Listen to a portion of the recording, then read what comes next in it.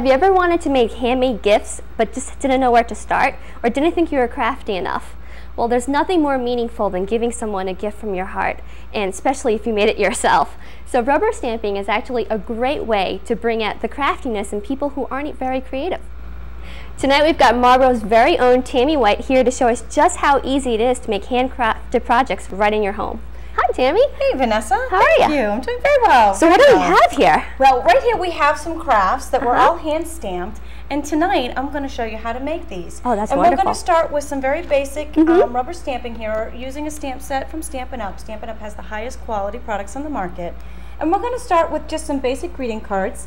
I'm just going to show you how to go from the stamp to paper using the rubber stamps, and then we're going to do the same. I'm going to show you how to do the same techniques on a scrapbooking page, and just moving your techniques into a different medium. So we're going to be able to learn how to do this tonight? Absolutely. Wow, Absolutely. wonderful. Rubber stamping is a great craft and a great hobby to do with family and friends. It's a great mommy and me project, something that's really meaningful to do with your children, with your daughters and sons, to get to spend some time together. Oh, that's wonderful. So, let's get started. All right. Isn't this card absolutely beautiful? And in just a matter of minutes, you're going to see just how easy it is to make it yourself. So Tammy, how do we make this beautiful card? Very simply, using our rubber stamps. We're going to start today with some rubber stamps and some cardstock. So first what we're going to do is take our rubber stamp set, and this one is from Stampin' Up. It's called Garden Whimsy. It's a set with several coordinating pieces in it. And what I'm going to do is just take out a couple of pieces from the set that we're going to use on this card. Now, why are there so many stamps? Why not just one or two stamps? That's a really good question, Vanessa. The reason why there's more than one stamp in here is so that all the pieces will coordinate. So when we start making our project, we're not going to have to guess as to what size butterfly is going to go with this size butterfly. All the pieces were made to go together, and the words were also made to coordinate with the pieces. What a clever idea. Exactly. Okay. So we're going to start. We're going to start with some of Stampin' Up's cardstock. It's a heavy weight, heavier than a regular piece of paper. It's thick. This color right here is called brocade blue. And one thing that Stampin' Up has is a really wonderful 48 color palette, and all of their papers and inks match. So when we get started, we're going to use our brocade blue ink to match our paper, so that once our project is completed, the colors just really blend together. Now that is just wonderful, because I know I've been to all those craft stores, and you go in there and you're trying to find the paper to go with the ink to go. So overwhelming. And it's fun to match. Stampin' Up has taken all of that stress out of crafting. They just made it fun. It's like Granimals. That's excellent. You match up the colors. So what we're going to do is we're going to cut this 8.5 by 11 sheet of cardstock in half. So we'll have 2 card bases. And right now I'm just going to use one of our 2 card bases. So each sheet gives you 2 cards? Each sheet would give us 2 cards. Okay. I'm going to fold this in half. I can do that. Told you it was easy.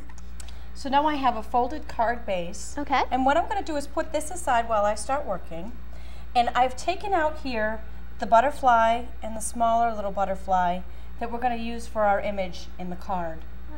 And what I'm going to do now is I'm going to take our ink pads, and we're going to use these, and we're going to actually use the same stamp in different color inks, and I'll show you how to do that. Okay. I'll open up our ink pads here. We're going to use our brocade blue ink pad with our brocade blue cardstock. Perfect match. And then we're going to use rose red and old olive. Okay, now I'm seeing you just opening these up really quickly. How exactly does this work? Good question, Vanessa. This is these are specially designed. These ink pads are specially designed for Stampin' Up. Okay. And they have several clever little inventions in them. One is these 3 little dots. When I take my thumbs and push on them, it will actually pop the lid of the ink pad. And then what I can do is pull it, and you'll see here that the ink pad actually stored upside down. Now why is that? The fluid will stay towards the top. It will stay moist longer. They'll last longer. They're also bigger than a regular ink pad, and they were cleverly designed so that the lid is always attached to the ink pad. So you can't get lost. Exactly. It doesn't pop off in your bag and get ink all over everything. What I'm going to do now is move these aside, and I'm going to start with a smaller piece of cardstock here. I've pre-cut this. It's a piece of Whisper White cardstock. And what I'm going to do is I'm going to start with the brocade blue and our big butterfly here. And what I'm going to do is just tap him into the ink pad, just like so. Tap, tap, tap. Okay. Tap, tap, tap. And then I'm going to stamp him randomly, and I'm purposely stamping him off the edge of the Whisper White cardstock. And what this is going to do is it's going to create a little a look of motion, similar to wallpaper. And that's really nice because you don't have to be perfectly aligned or anything like that. You can kind of haphazardly do it. Exactly. Well, see, now that's my type of stamping. Some people like things very straight. Personally, I'm a messy stamper. I like things to go off the edge, and I like them to have a little bit of a personal touch too. Okay, so now what are you doing with the little butterfly? The little butterfly, I'm taking him and I'm putting him in some old olive. Okay. And I'm also going to randomly, at a little bit of an angle, stamp him towards the center of the card. Now, I am going to use our big butterfly image again. However, I've just stamped him in the blue. So if I put him in the red, you're going to get blue all mixed up, huh? We're going to get purple. We're going to get purple. So what I'm going to do is I'm going to take a really clever invention here. This is called a Stampin' Scrub. And I'm going to open it up. And inside it's got two exactly the same little pads. You can touch them, you can rub them. They're kind of like a crew cut. I am going to take some of, this is Stampin' Mist. Okay. And it conditions the stamp. What I'm going to do is I'm just going to spray one side of this. I'm going to rub this in a circular motion. Okay. And then I'm going to rub it on the dry side. And what that's going to do is clean off the rubber of the stamp. Continue to use that scrub often over and over. And after a while it will not clean as well. The pads inside up out, and you can wash them under the sink and put them back in. How easy. It's the cheapest washer and dryer you'll ever buy. Definitely. So I am going to take our butterfly and I'm going to tap him in the rose red ink pad here. And then I'm going to take and again randomly stamp him on off the other edge of the Whisper White cardstock. Wow, that is beautiful. Look at that. So now we have got here our image, and you saw how easy that was to do. Literally seconds. Literally seconds. Okay. Next I'm going to take another clever invention called snail adhesive. This is also put out by Stampin' Up. It's double-sided tape.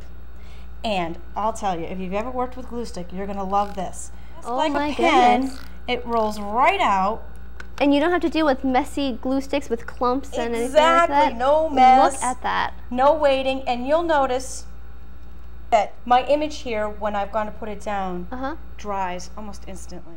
So next, I'm going to put just a little bit more snail, and this is going to attach to the front here. That looks like a professionally made card. Exactly. And that was and how simple minutes. Is that? Now, this card could be used for just about any occasion. I could put a sympathy greeting on here. I could put a birthday greeting on here. Birthdays, anniversaries. Words that can be used for any occasion. It's got. So I've got to see Merry Christmas. And peace, love, and joy. Happy Father's Day. Thank you. And Happy Halloween. For you could be used for just about any occasion. I'm going to take out the stamp that says Happy Birthday. Okay. Because so I have a birthday. I've got a birthday coming up that I think I could use this for. I'm going to go ahead and stamp the Happy Birthday in the brocade blue and just stamp it right down. So even though it's the same color, you can actually still see it gives a tone-on-tone effect. But it matches. Out of the scrap.